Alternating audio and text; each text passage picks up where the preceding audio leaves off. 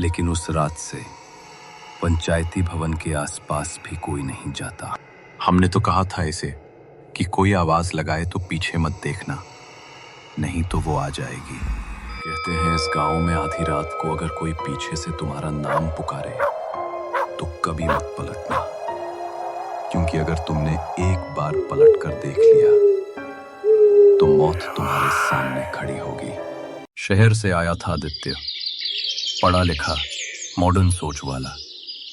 गांव की पुरानी बातें, अंधविश्वास और डरावनी कहानियों पर उसे हंसी आती थी। बच्चों, तुम्हें एक बात बताता हूँ, तुम कभी भी आधी रात को घर से बाहर मत निकलना। अगर उसने तुम्हारा नाम लिया और तुमने पीछे मुड़कर देख लिया तो समझ लो तुम्हारा अंत निश्चित है। क्या दादाजी ये कहानियां हैं कि अंधविश्वास है? हाँ बच्चों, ये बातें अंधविश्वास नहीं बल्कि सच है।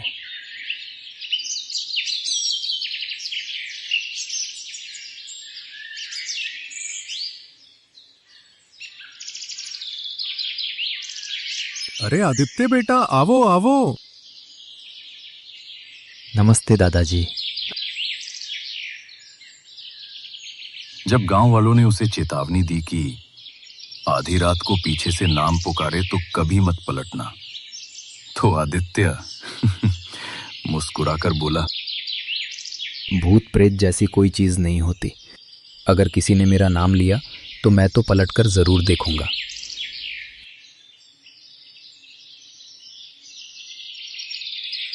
उस रात 12 बज चुके थे। गांव की गलियों में सन्नाटा पसरा हुआ था। सिर्फ झिंगुरों की आवाज और ठंडी हवा की सरसराहट सुनाई दे रही थी। आदित्य अकेला खेतों की तरफ जा रहा था और तभी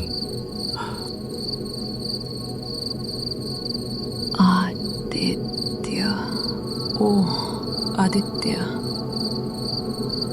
लो ये मेरे दोस्त होंगे, मुझे डराने आए हैं। सोचते हैं मैं पलटकर नहीं देखूंगा। कौन है? पीछे से आवाज क्यों आ रही है? उसकी सांसें तेज होने लगी। दिल जोर जोर से धड़क रहा था, लेकिन जिज्ञासा उसके डर से बड़ी थी और आदित्य पलट गया।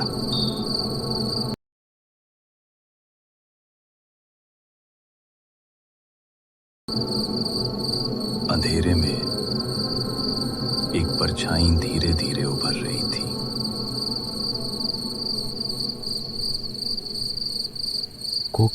कौन है वहां? कहां से आवाज आ रही थी?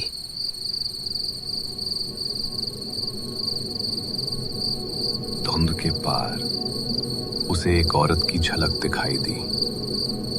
लंबे बाल, चेहरा आधा जला हुआ और आंखें बिल्कुल लाल। वो औरत सिर्फ मुस्कुरा रही थी। आदित्य, ओह आदित्य।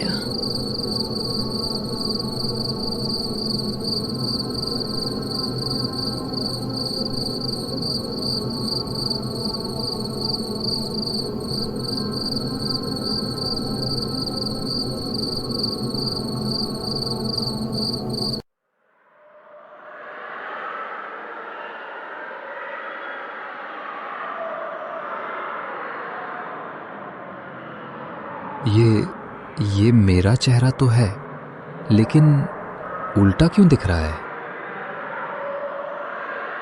नहीं, ये सब मेरा भ्रम है। मैं पागल नहीं हूं।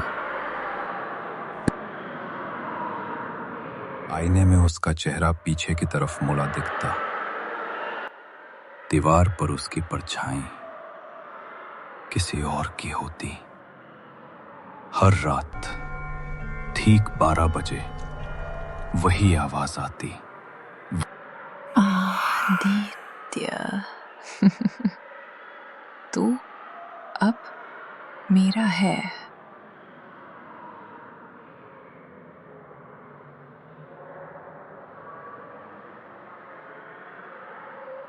डर से कांपता हुआ आदित्य आखिर गांव के बुजुर्गों के पास पहुंचा। उसने सब कुछ बता दिया। आईने की परछाई, अजीब आवाजें और वो औरत। बेटा, वो औरत कोई साधारण आत्मा नहीं। सालों पहले गांव वालों ने एक औरत को जादू टोना के शक में जिंदा जला दिया था। मरते वक्त उसने श्राप दिया था। आधी रात को जो भी मेरी आवाज पर पलटेगा उसकी आत्मा मेरी होगी। यानी वो चुड़ैल मुझे चाहती है? देरी। हाँ। और अब वो तुझे नहीं छोड़ेगी। उसकी पकड़ से निकलना नामुमकिन है। आधी रात 12 बज चुके थे। आदित्य को घर आने में देरी हो गई थी। आदित्य की सांसें भारी हो चुकी थीं। वो तय कर चुका था, इस बार चाहे जो हो वो पीछे मुड़कर नहीं देखेगा। आदित्य, मैं तुम्हारे पीछे हूं। आवाज और पास आती गई। उसकी रगों में खून जैसे जम गया, लेकिन उसने आंखें कसकर बंद कर ली। बेटा, माँ हूं मैं, मुड़कर देखो ना। क्या अपनी माँ को भी पहचान नहीं पाएगा? माँ, माँ, आप यहाँ? दिल ने दिमाग पर जीत हासिल की। आदित्य धीरे धीरे पीछे पलट गया।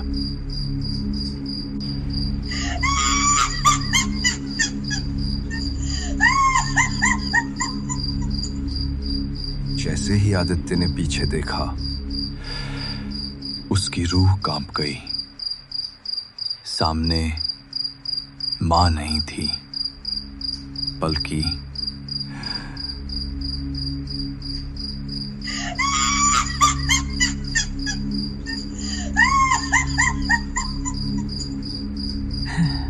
आखिरकार तूने मेरी आंखों में झांक ही लिया। उसके सामने खड़ी थी गांव की पुरानी चुड़ैल। लंबे बिखरे बाल, खून से भरी आंखें और दांत जो किसी जानवर से भी नुकीले थे। नहीं, ये सच नहीं हो सकता। मैंने तो कसम खाई थी कि पीछे नहीं देखूंगा। लेकिन इंसान हमेशा अपने डर और मोह का शिकार होता है। अब तू हमेशा के लिए मेरा है। आदित्य अपनी जान बचाने के लिए भागा जा रहा था। गांव की सुनसान गलियों में उसके कदमों की आवाज गूंज रही थी। पीछे से चुड़ैल की हंसी हवा को चीरती हुई आ रही थी। तू भाग सकता है आदित्य, पर मुझसे छिप नहीं सकता। हवा में धूल उड़ रही थी और हर कदम पर जमीन कांप रही थी। आदित्य ने जैसे ही पंचायत भवन की तरफ भागने की कोशिश की, एक ठंडी हवा ने उसे पीछे खींच लिया। कोई है क्या? बचाओ, वो मेरे पीछे है। अब कोई तुझे नहीं बचा सकता। आदित्य भागते भागते पंचायती भवन में जा घुसा। अंदर अंधेरा था, लेकिन किसी अनजानी ताकत ने दरवाजा अपने आप बंद कर दिया। अब वो अंदर फंस चुका था। कौन है? कौन दरवाजा बंद कर गया? कृपया मुझे जाने दो। तूने मेरे नियम तोड़े हैं आदित्य। मैंने कहा था पीछे मत देखना। अब तेरी आंखें हमेशा के लिए मेरे साथ रहेंगी। एक पल के अंदर पूरा कमरा लाल रोशनी से भर गया। दीवारों पर परछाइयां नाचने लगी। और हवा से जलने की गंध आने लगी। आदित्य की चीखें गांव की आखिरी गूंज बनकर रह गईं। सुबह जब गांव वाले पहुंचे तो बस टूटी लालटेन और जलने की गंध थी।